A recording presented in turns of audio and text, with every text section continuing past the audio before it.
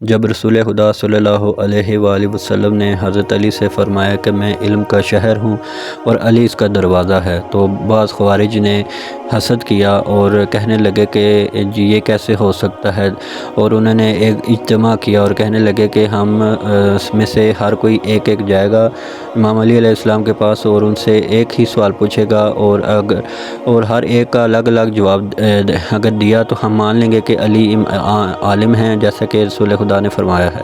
ان میں سے ایک شخص آیا اور پوچھا یا علی علم افضل ہے یا مال؟ امام نے فرمایا علم مال سے افضل ہے۔ انہوں نے پوچھا کیوں، کس وجہ سے؟ آپ نے فرمایا چونکہ علم انبیاء کی میراث ہے اور مال قارون، شداد، فرعون وغیرہ کی میراث ہے۔ اس نے تصدیق کی اور چلا گیا، کیونکہ علم جو ہے وہ ہمیشہ رہتا ہے اور جو مال ہے وہ ہمیشہ جو ہے وہ کم ہوتا رہتا ہے۔ دوسرا آیا، اس نے پوچھا یا علی علم افضل ہے یا مال؟ امام نے فرمایا علم مال سے افضل ہے۔ اس نے پوچھا کس وجہ سے، آپ یہ ایسا کیوں کہہ رہے ہیں؟ آپ نے فرمایا چونکہ مال کے بے شمار دشمن ہوتے ہیں لیکن علم کے بے شمار دوست ہوتے ہیں۔ اس نے تصدیق کی اور چلا گیا۔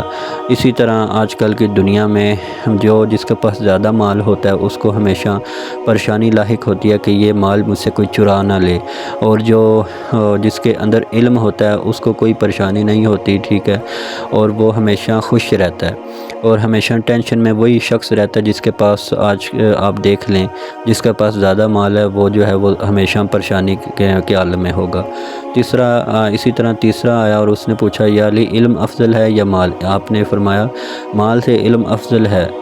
اس نے کہا کس وجہ سے؟ آپ نے فرمایا اگر مال کو استعمال کرو گے تو کم ہوگا اور علم کو جتنا استعمال کرو گے اس میں اضافہ ہوگا۔ اس نے بھی تصدیق کی اور چلا گیا۔ اور یہ آپ دیکھ لیں کہ ہم جتنا بھی مال، ہمارے پاس جتنا مرضی مال آ جائے، ہم اس کو استعمال کرتے ہیں تو وہ ہمیشہ کم ہوتا ہے، وہ زیادہ نہیں ہوتا۔ لیکن اگر ہم علم کو جتنا استعمال کریں گے، جتنا اپنے اندر علم لے کر آئیں گے، جتنا ہم جستجو کریں گے، اتنا ہمارے علم میں اضافہ ہوگا۔ تو امام نے فرمایا کہ مال کو استعمال کرو گے تو کم ہوگا، علم کو جتنا بھی آپ استعمال کرو گے وہ اتنا ہی بڑھتا جائے گا۔ چوتھا آیا، اسی طرح پوچھا یا علی علم افضل ہے یا مال؟ امام نے فرمایا علم مال سے افضل ہے۔ اس نے کہا کس وجہ سے؟ آپ نے فرمایا چونکہ مالدار کو لوگ کنجوس کہتے ہیں لیکن عالم کو لوگ عظیم اور کریم کہتے ہیں۔ اس نے تصدیق کی اور چلا گیا۔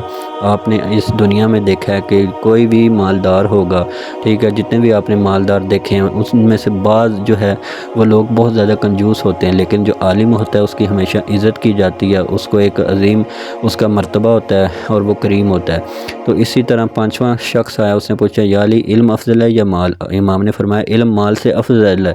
اس نے کہا کس وجہ سے؟ آپ نے فرمایا مال کو چور سے چھپانا پڑتا ہے لیکن علم کے معاملے میں چوری کا خوف نہیں ہوتا۔ اس نے تصدیق کی اور چلا گیا۔ اسی طرح جو ہے وہ چھٹا آیا اور پوچھا یا علی علم افضل ہے یا مال؟ امام نے فرمایا علم مال سے افضل ہے۔ پوچھا کیوں، یہ آپ کیوں کہہ رہے ہیں اس طرح؟ تو امام نے فرمایا آپ نے فرمایا کہ مال اگر پڑا رہے، ٹھیک ہے، تو پرانا ہو جاتا ہے اور اگر خراب ہو جاتا ہے، لیکن علم جتنا بھی پڑا رہے پرانا نہیں ہوتا۔ اس نے تصدیق کی اور چلا گیا۔ ساتواں آیا، اسی طرح اس نے پوچھا یا علی علم افضل ہے یا مال؟ امام نے فرمایا علم مال سے افضل ہے۔ اس نے کہا کیوں، آپ اس طرح کیوں کہہ رہے ہیں؟ تو آپ نے فرمایا کیونکہ مال سے دل جو ہے وہ سخت ہوتا ہے جبکہ علم سے دل کے اندر نورانیت جو ہے وہ پیدا ہو جاتی ہے۔ اس نے بھی تصدیق کی اور چلا گیا۔ آٹھواں آیا اور پوچھا یا علی علم افضل ہے یا مال؟ آپ نے فرمایا علم مال سے افضل ہے۔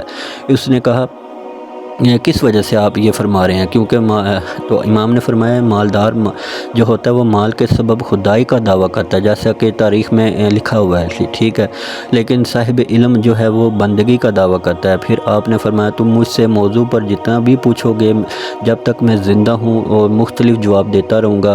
پھر وہ لوگ سب کے سب آپ کی خدمت میں حاضر ہوئے اور ان سب نے توبہ کر لی۔ یہ تھا